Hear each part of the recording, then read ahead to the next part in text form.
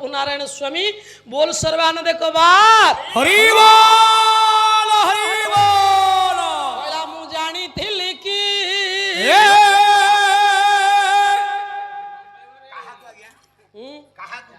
से जानूनी किछि आउ कोन जाउची खाउची आ तू मोर जानिया पुटा कोन जानुचु कहिलु ना आपण जो कहले मु जानिथिली ती काहा को जानिछन अरे मु गोटे दोहा दउची तू काई विकल होचु कहला मु जानी थिली कि जोना पड़ी गला आरो पाला वाला कहउछन काई से कोन से मोर कोन करिचंदी मु आरो पाला वाला को कहि समुदुनी तो बाबू रे मु तांकरी कथा कहूची हां का कथा कालिया दो गादारो जाने चले गए कालिया दो गादारो वो जाने चले गए कालिया दो गादारो वो जाने चले गए करे मधु तांकरो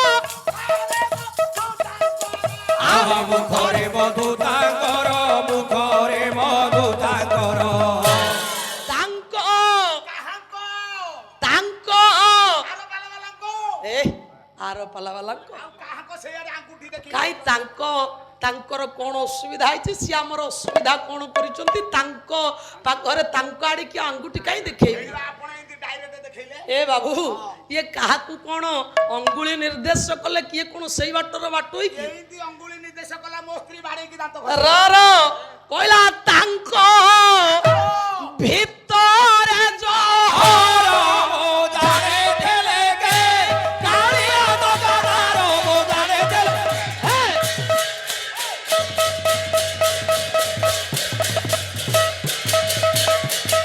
कालिया दो गादारो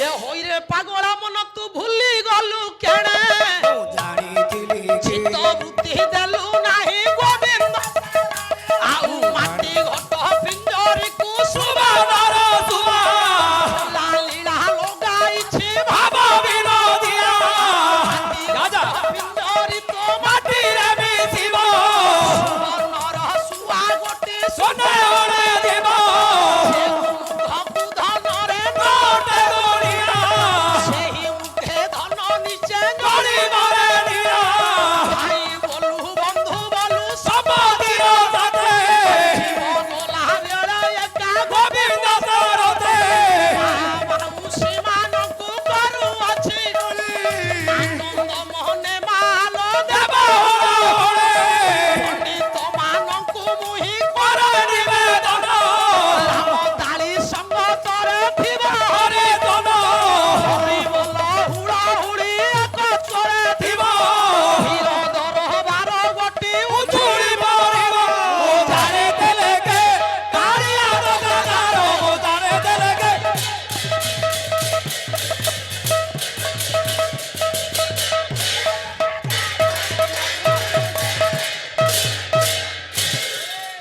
बोला विदुषे घेन रस ये सप्तपुरी रे श्रेष्ठ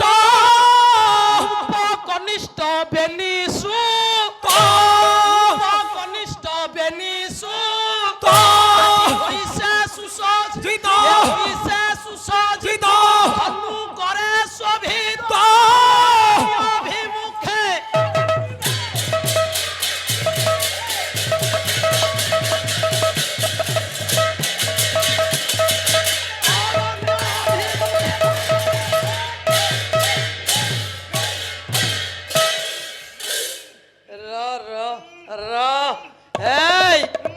अरे रह रे रह बाबू चाली न जानी मो धन बाटर दोष नहीं ओलिया सफा करा परम सम्मानीय हां उपस्थित साहित्यानुरागी कला प्रेमी मोर सन्थ समाज समाज श्रीमंतिनी ममतामयी कल्याणमयी मई मई मातृकल्पा मोर माँ माने हेला भग्निस्तानिया भौणी भातृस्तानिया भाई भाई आजिर भविष्य उज्जवलमय तारका सदृश हां संसार को आलोक प्रदान करुवा मोर समस्त कुनाकुनी पुओ झियो माने पिला द्वितीय पर्यायर कथा वाह ये अंतिम रजनी अंतिम पर्याय अंतिम सोपान वाह आउ मात्र कई पद कथारे ଇଏ ହରିକଥାର ପରିସମାପ୍ତି ଘଟିବ। ଧ୍ରୁବ ଆଜ୍ଞା ଆଜି ସର୍ବପ୍ରଥମେ ପଞ୍ଚମ ରାତ୍ରର ପ୍ରଥମ ଠାକୁରେ ଆଜ୍ଞା ଆଜ୍ଞା ଆମ ସମୁଦୁଣୀ ମହୋଦୟା ବେଶ ପାଲା ପରିବେଷଣ କରୁଥିଲେ। ହଁ ନାଇଁ ପାଲା ପରିବେଷଣ କରୁଥିଲା ବେଳେ ହଁ ପ୍ରସଙ୍ଗ ତାଙ୍କର ଥିଲା ରାମାୟଣ ପ୍ରସଙ୍ଗ। ପ୍ରସଙ୍ଗ ବାପା ଏ ରାମାୟଣ ପ୍ରସଙ୍ଗରେ ମୃତ୍ୟୁବରଣ କରିଛି ବିଂଶବାହୁ ଦଶାନନ ରାବଣ। ବିଜୟୀ ରାବଣ ଇଏ ରାବଣ ମୃତ୍ୟୁବରଣ କରିବା ପରେ ପରେ ତୃତୀୟ ରାତ୍ରରେ ସେଦିନ ଭଗବାନ ରାମ ସେଇ ରାତ୍ରର ତୃତୀୟ ପ୍ରହରରେ ହଁ ସେଇ ରାତ୍ରର ତୃତୀୟ ପ୍ରହରରେ ଭଗବାନ ରାମ ଆଉ ଭ୍ରାତା ବିଭୀଷଣ କାନ୍ଦୁଛନ୍ତି। ସୀତା ରହରେ କାହିଁ ସେମିତି ହଉଛି? ଭ୍ରାତା ବିଭୀଷଣ ପ୍ରଥମେ କାନ୍ଦିଲେ, ଦ୍ୱିତୀୟରେ କାନ୍ଦିଲେ ପରମ ବ୍ରହ୍ମ ବିଶ୍ୱନିୟନ୍ତା ପୁରୁଷ ଭଗବାନ ରାମ। ରାମ ଠାକୁର କୋଳରେ ଶୁଆଇ ଦେଇଛନ୍ତି ଆଦିଶକ୍ତି ପରମାବୈଷ୍ଟମୀ ମା ଜାନକୀଙ୍କୁ। ଆଜ୍ଞା ଜାନକୀଙ୍କୁ କୋଳରେ ଶୁଆଇ ଦେଇ ପରମ ବ୍ରହ୍ମ ରାମ ଠାକୁର ମା ଜାନକୀଙ୍କର ଇଏ ଦିନ ଯାକ ଶୋଇ ଶୋଇ ପାଉନି ମା। 3 ଘଣ୍ଟା ପାଲା ଗାଇ ଆସିଛନ୍ତି ନାଇଁ, 3 ଘଣ୍ଟାକୁ ଛାଡ଼ିଦେଲେ ଆଉ ରହିଲା 21 ଘଣ୍ଟା। ଗୋଟାଏ ଘଣ୍ଟା ଖାଇବା ପିଇବା ଆଉ ସ୍ନାନ ତର୍ପଣ ସାରିବାରେ ଯାଉ, ଆଉ ଯୋଉ 20 ଘଣ୍ଟା ରହିଲା 20 ଘଣ୍ଟା ଅଣ୍ଟୁନି ଶୋଇବାକୁ। ବାବୁ ପେଣ୍ଡାଲକୁ ଆସୁ ଆସୁ ନିଦ ଲାଗୁଛି। ରୋଲଟା ଆଜ୍ଞା କରୁଛି ମୁଁ ନାଇଁ ନାଇଁ ଫୁଟେଇବା ଦରକାର ନାହିଁ। ଜାଣିକି ଶୋଇଛୁ ହଉ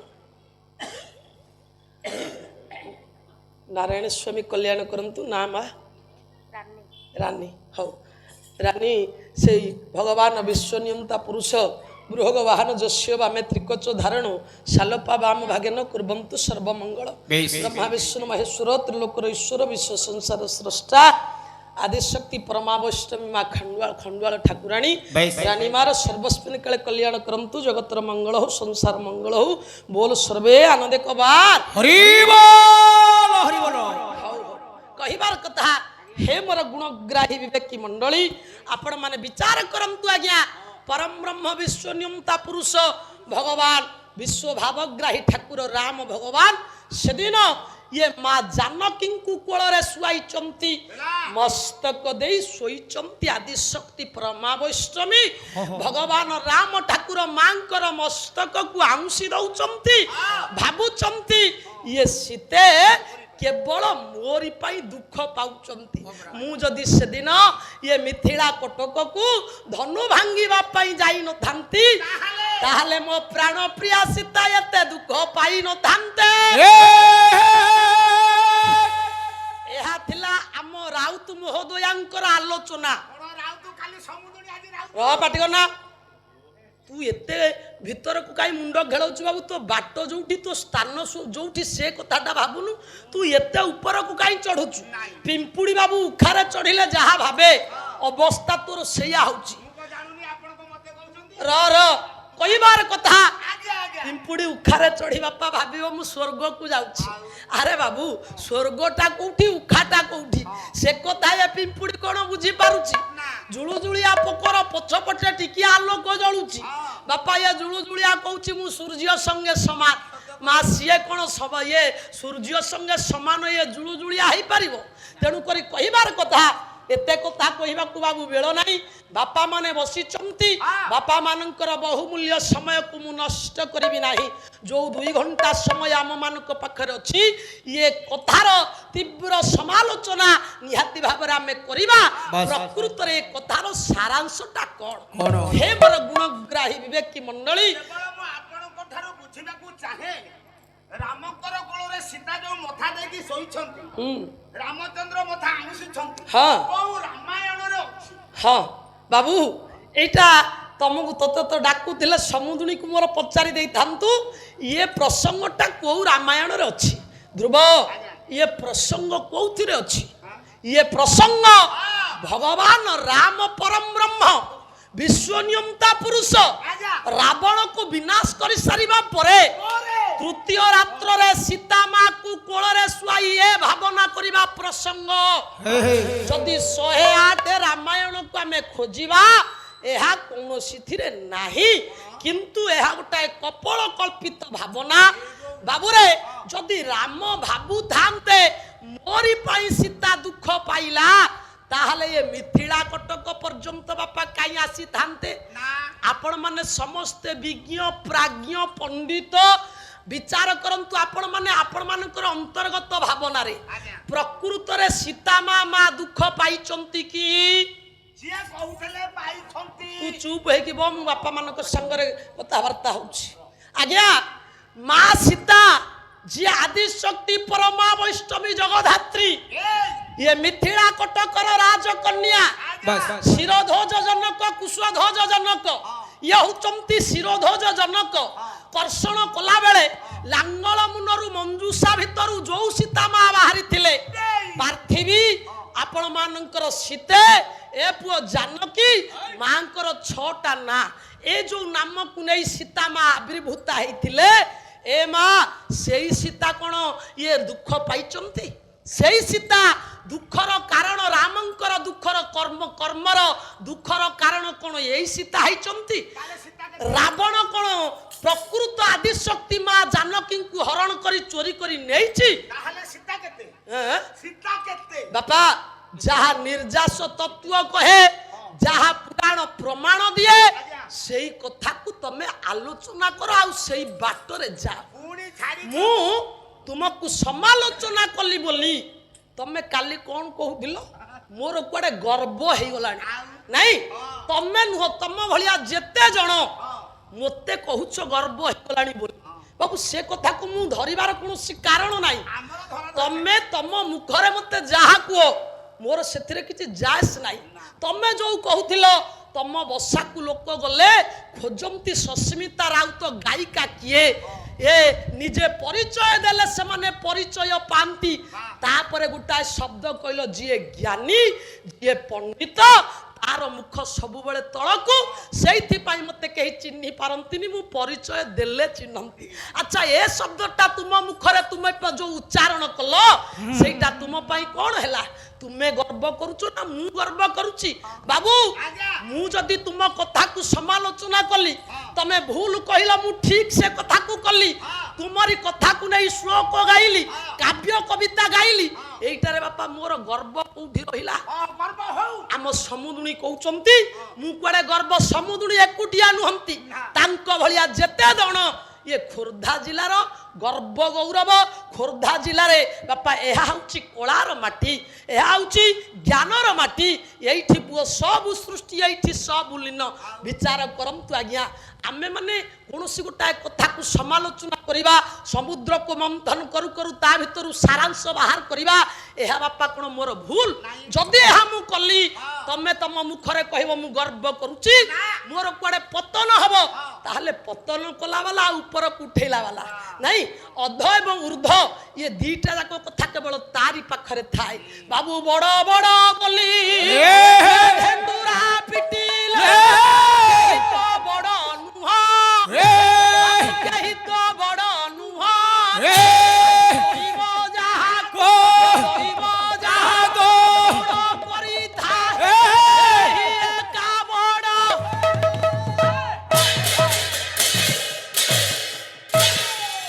ତମେ ନିଜକୁ ନିଜେ ବଡ ବୋଲି ଭାବି, ମୁଁ ଜ୍ଞାନୀ, ମୁଁ ପଣ୍ଡିତ, ମୁଁ ଘର କୋଣରେ ବସୁଛି, ବାପା ମାନେ ଆସିଲେ, ଦର୍ଶକ ସମାଜ ଆସିଲେ ପଚାରୁଛନ୍ତି ସସ୍ମିତା ରାଉତ କିଏ?